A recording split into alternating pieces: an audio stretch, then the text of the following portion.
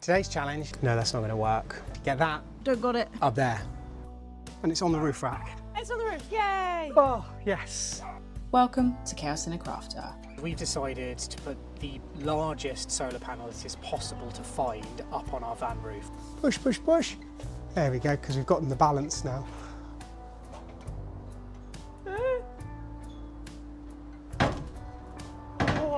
Right, what now? I need to move it into place. And here it is in its final position. But it is a big old boy. Main choices when it comes to solar panels is flexible versus rigid.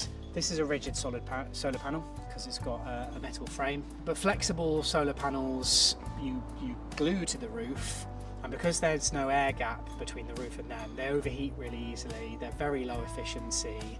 They're very lightweight and very easy to install, but also they don't generate a lot of power. We are going to be a very power hungry van. We're all electric, and I don't think anyone's house is starting to use less electricity over time. We use more as we get more gadgets and stuff. What I've decided to do is this is the way the crossbars will sit on top of the van.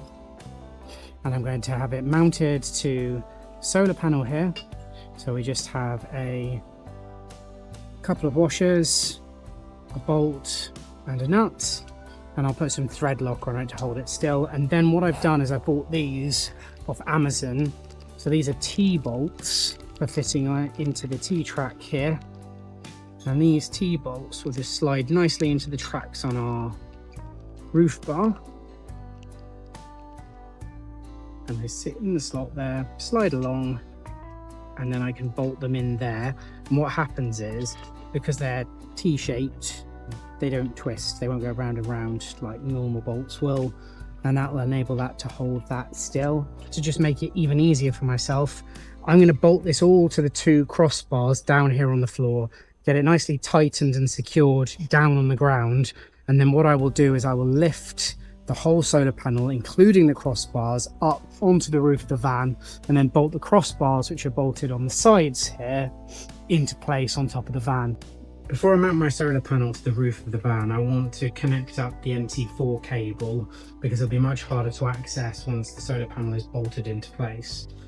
Little tip here is because they often sell these cables in lengths, female to male, rather than buying one separate female, one separate male, you just buy one and cut it in half.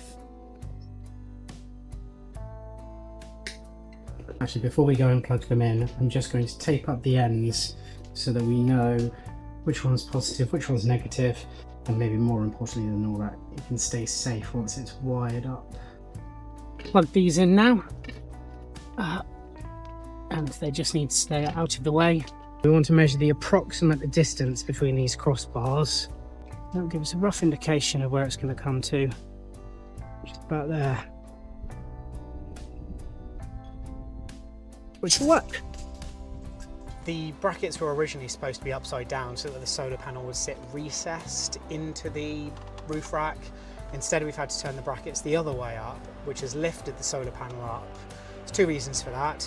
With the solar panel brackets the other way around, we couldn't find a position where they would fit on the cross beams, between the cross beams. And the other benefit is lifting the solar panel slightly higher up gives more of an air gap underneath. And the air gap keeps the solar panel cool, shades the roof, and makes sure it's more efficient. When you look at the benefits of that efficiency, it also comes in weight. So this panel behind me weighs 35 kilos, but that's everything. If I tried to get 650 watts of Victron solar panels up here, they would be considerably heavier than 35 kilos. There are lighter weight panels, i.e. more efficient by the kilogram panels than this. ACO, who make this panel, also make a lightweight one called the Neo Star, and that is only 19 kilos. But because it's only available in those residential sizes, it's only available in 500 watts. And if I put one of those on, it'd be a bit shorter, come to about here maybe, but that wouldn't be big enough for me to fit a second one on, and so I'd be limited to 500 watts. So this was the best kind of compromise. It maximised the use of space whilst being as efficient as possible, whilst also being moderately lightweight. So the reason I chose this panel was that. And these kind of residential slash commercial jumbo commercial ones are a lot cheaper than the Victron ones. This ginormous panel was only 100 quid, and even the ones on my roof are only generally about between 90 and 110 pounds depending on where you buy them, whereas you can easily spend many hundreds of pounds per Victron panel. So you could get on for spending 500, 600, 700, 800 pounds on Victron panels, which are less efficient and heavier and do less of a good job. So as long as my holes stay inside the van, that is where I want to be. A hole there, a hole there, a hole there, and a hole there.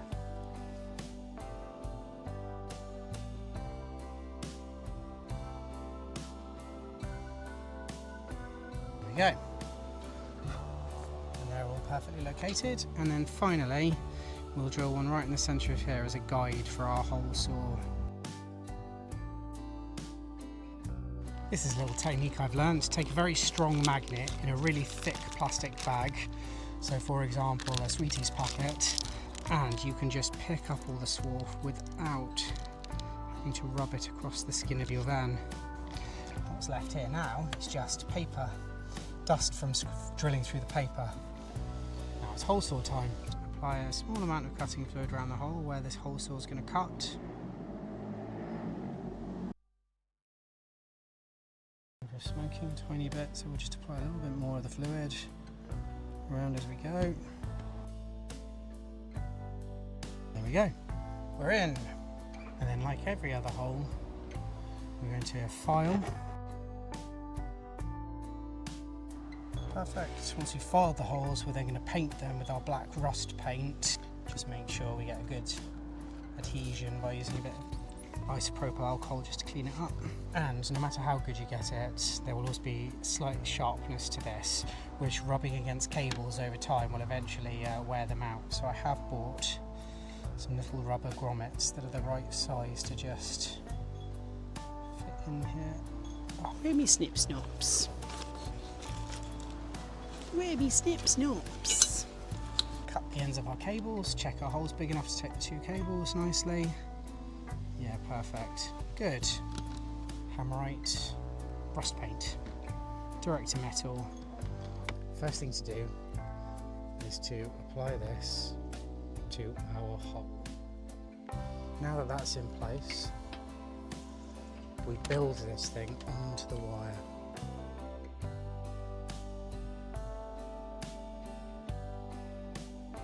And then we sort of just need to pull it all the way through and do the same with the other cable as well. You can see how it all comes together now.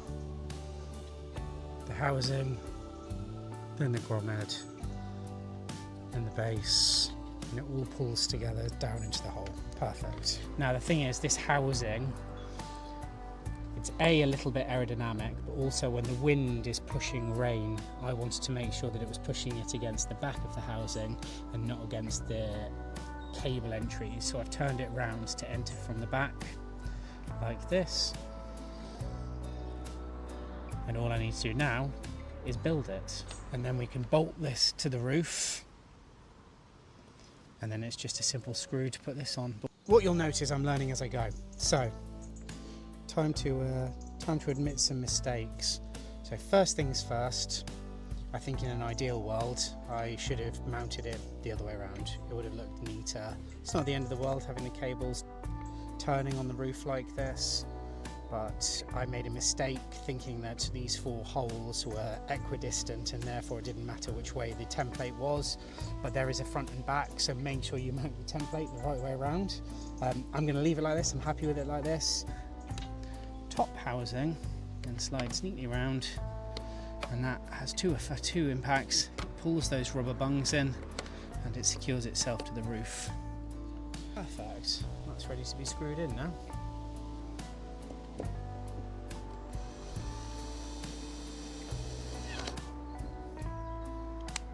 Once again, mistake realised. I haven't actually put the nuts on the other side of these. Need to tighten these up. So I bought these little 3M cable strips, which you just clean off the van, stick them down. You can then run a cable tie through them and attach it into place, and it just keeps your cables neatly attached to the roof in the right place. And another little tip is when it comes to cable ties, instead of cutting off the end of the cable tie, if you grab them with a pair of pliers and twist them off, then it doesn't leave you with a sharp bit of cable tie. So I'm just going to do that now.